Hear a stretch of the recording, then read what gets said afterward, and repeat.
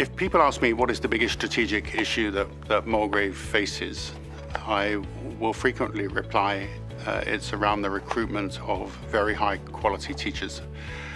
And that's understandable. We are a people-based organization and we're only as good as the quality of the people that we have here. The situation that Mulgrave is a challenging one, and it's not dissimilar to all independent schools here in the central part of Vancouver, British Columbia. The issues we faced over the last 2 years of significant teacher attrition and more difficulty in recruiting, I think now has passed. You will remember that was due to a sudden hiring of 3,500 new teachers in the public sector in BC as a result of a Supreme Court ruling. I think we're just past that particular issue now, but nevertheless the fundamental underlying issue still remains. As we all know, Vancouver, central Vancouver, the North Shore of Vancouver in particular, is an incredibly expensive place to live in terms of real estate. It's an incredibly difficult place to access in terms of transport if you live off the North Shore. So we've got two really big hurdles that aren't going to go away quickly. So that's the overriding issue that we have to face. The other issue we have to face is that teacher salaries in British Columbia are much lower than they are in other provinces of Canada. And therefore, we are not getting large numbers of people apply from other provinces to British Columbia, and that applies to all independent schools and to all public schools. Mulgrave's salaries are higher than what is paid in the public sector, but nevertheless, we do benchmark against them. So the independent school salaries which we pay here in British Columbia across all independent schools are generally lower than what they pay, for example, in Ontario. So we're not getting public school teachers or independent school teachers applying from other provinces. We sadly are not getting large numbers of people applying from public schools in British Columbia either. Although Mulgrave in many ways is a wonderful place to work, once teachers start their career in public schools and once in particular they get tied into the extremely lucrative pension schemes in the public schools, they are very reluctant to change. The other barrier that we face is that it is incredibly difficult for us to recruit teachers from overseas. When I was a head of school in Hong Kong, we could very easily recruit teachers from around the world with no problem whatsoever. Here in Canada, it is very difficult to employ people who are different, have a different citizenship from other countries, because we are required to seriously consider Canadian applicants before we look at any overseas candidates. So you will see that when I describe those 3 or 4 situations, recruitment is fundamentally very challenging. That said, and I don't want to be too gloomy about this, we have been incredibly successful in recruiting some incredibly talented teachers. We have gone to the expense of working with an immigration lawyer to get talented people from overseas.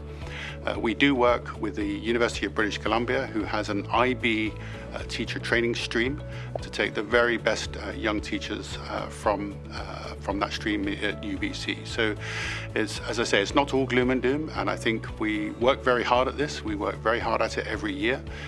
And we try to make sure that we can recruit the very best teachers within the circumstances that I've described. And of course, the other part of that scenario is attrition. And again, that's something we work very hard at. It is incredibly challenging when people come to work here at Mulgrave and they come from other places and they begin to realize the challenges around real estate costs and transportation issues. It is incredibly difficult sometimes to hang on to people when they clearly have to put their families first. But we do our best in many other areas to make sure this is a rewarding and stimulating place to work. Succession is really important. It's really important at a number of different levels. Let's take internally, first of all, within the organization. We are always looking at making sure we are growing our young leaders, our mid-level leaders, so that they have potential to step into any leadership vacancies that occur here. Similarly, we're always looking at our mid-level leaders and preparing them to potentially become senior leaders in the school. And we've got some great examples of where we have promoted very talented teachers into both mid-level and senior level positions here. I'll use Martin Jones just as an example. Martin, when I first came here, was a PE teacher, head of PE, and Martin then quickly became vice principal of the middle school, principal of the middle school, and now is assistant head of school. So looking after really talented people who've got potential here is very important.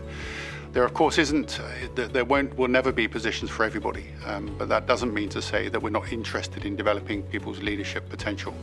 And sometimes it is important for young teachers and young leaders with potential to move across different schools. So we're not worried about that. We are still encouraging and supporting career development so that people can potentially go to other schools and then potentially even come back to us at some point too. So that's within the teaching staff.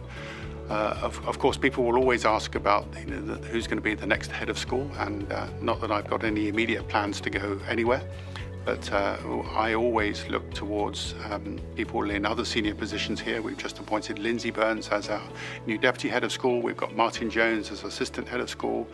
Elizabeth Calderon also now been promoted to an assistant head of school position.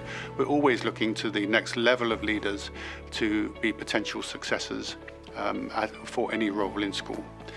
The other area of succession, which is probably equally as important, and arguably if not more important, is of course succession at the board level. Harry Warenga has been board chair here now for I think 7 years, and has done a fabulous job in taking the school forward during this period of growth and development. But at some stage, of course, Harry will want to step down. And remember that our board members' role is a volunteer role.